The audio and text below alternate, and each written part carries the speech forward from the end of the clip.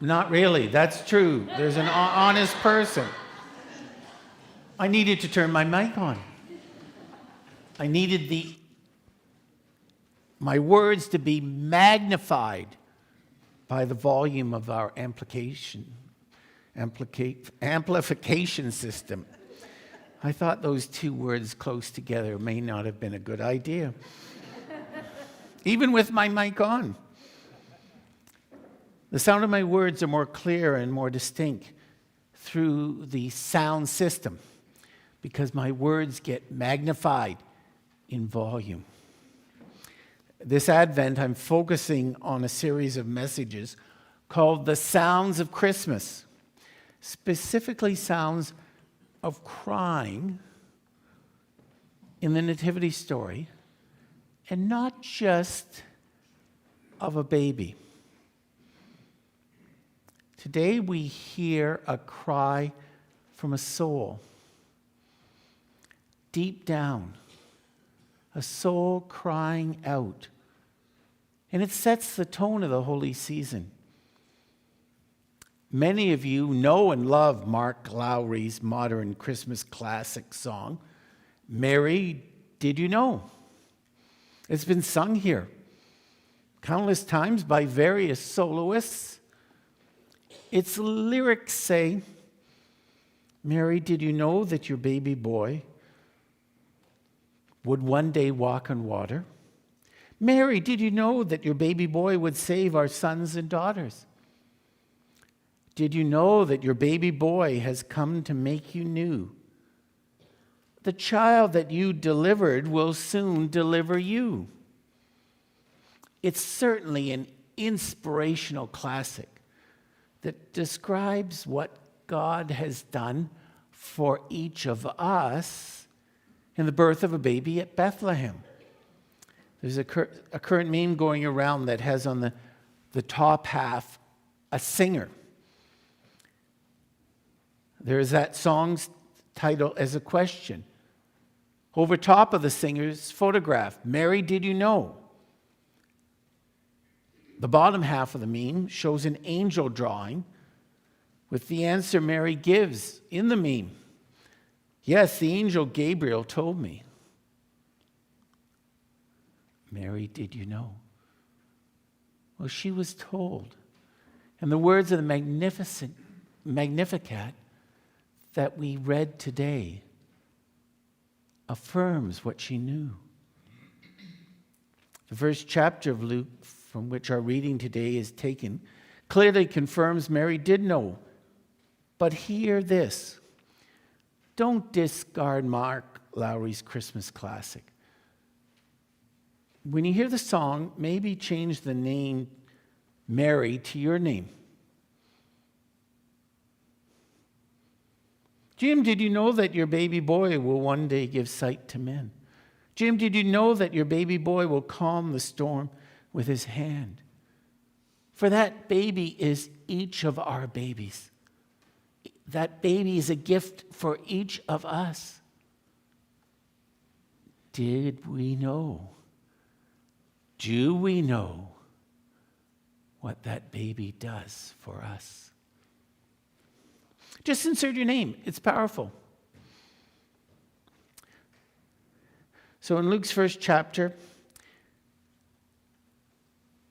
this magnification of the soul is given by Mary. It's in response to Mary's kinswoman Elizabeth's proclamation, to her and Elizabeth's affirmation of Mary as the vessel of God's incarnation in the baby Jesus. This humble and I'm sure scared teen, Mary is overwhelmed with gratitude to her Savior. So Mary's words glorify and rejoice in God. It is as if her soul is actually crying out as one of the sounds of Christmas. We should all take note of Mary's actions. Now, different biblical versions of this reading use different words to describe the cry of the soul from Mary. In some versions, the word is glorify. In others, magnify. And still others, exacts. All three words capture the soul crying out from Mary to God. Let's set the scene. Before the words of Mary's, what has already happened? As we arrive at this text, the angel of the Lord has already foretold about the birth of the Messiah's forerunner John, who will come in power and spirit, out in the wilderness. Angel Gabriel has already visited Mary and told her that God has shown his amazing grace to her, and she will be the earthly mother of the Messiah. Mary has gone to visit her kinswoman Elizabeth, the mother of the Messiah's forerunner. What a life-changing event those two mums must have experienced at that moment. Play it out in your mind's eye. Both the unborn forerunner, John the Baptist, and his mother Elizabeth confirm and rejoice that they are in the presence of the Lord, who is even now developing in her mother's womb. The verses before us today is the reading of Mary's response to it all. Now, these words are not all hers. Many of the words come from Hebrew Scripture, but have been put together in a way that brings praise to God. Nearly every word Mary speaks is taken in one way or another from the Hebrew Scriptures as she weaves this praise and thanksgiving from the soul. As I have said, these verses have come to be known as Mary's Magnificat. Now, it's not just for Roman Catholics. Mary is for all believers and for all non-believers. The scholars tell us the title comes from the Latin translation of the Bible, where the first word that Mary utters is Magnificat. The word means to lift up or to make something great. As I said, to magnify my voice at the beginning of the message. It means to esteem through praise, and that's exactly what these words do in a beautiful way. This is Mary crying out in praise and worship of God. This is an outpouring of her soul. It's magnifying. Earlier this month, I was visiting a Walton member, and they showed me a family Bible given to a family ancestor by Florence Nightingale during the Crimean War. What an heirloom. I looked at the Bible, and it had such small print. I wondered how back in that 1853 to 56 war people read it. My guess was they needed a magnifying glass to read the words of Mary,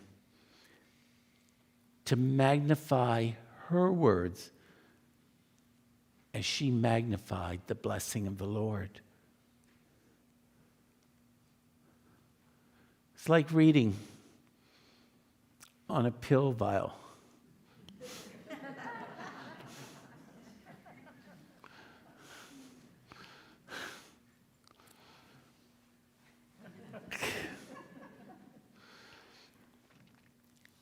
Let Every Heart Prepare Him Room is a daily family devotional by Nancy Guthrie. One of the selections is Mary's song, after learning she is the mother of the Messiah. And Mary said, "My soul doth magnify the Lord. My spirit hath rejoiced in God my Savior." Guthrie does a great job of exploring this concept of what it means to magnify like a magnifying glass. The truth is, we can never fully take in or understanding God's amazing grace, can we? But we can magnify him. We magnify God not by making him bigger than he truly is, but making him greater in our thoughts, in our affections, in our memories, in our expectations. The magnifying is within us. We magnify God by having a higher, larger, truer thought of who God is.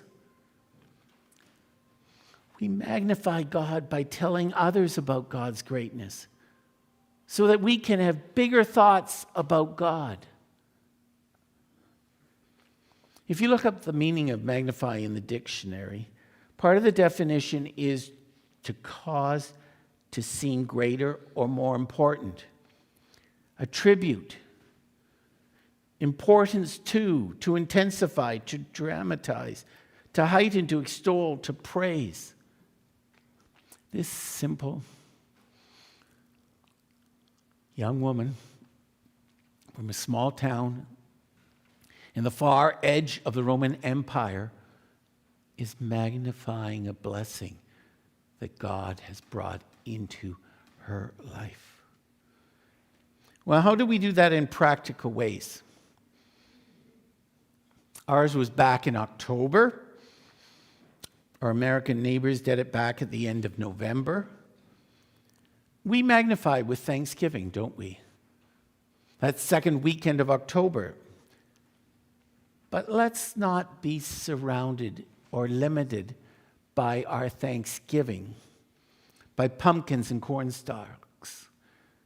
Our Thanksgiving can be, when we are surrounded by poinsettias, in ornaments. Why must Thanksgiving just be harvest-oriented? We can magnify God with our thanksgiving for the blessings we've received on this, the third Sunday of Advent, or in the middle of March, or at the end of July. There's so much that we can give thanks for, to magnify in our praise, in our thanksgiving. Let's cry out words then of gratitude, appreciation, gratefulness, indebtedness. Just a few of the words that come to mind. What are you thankful for?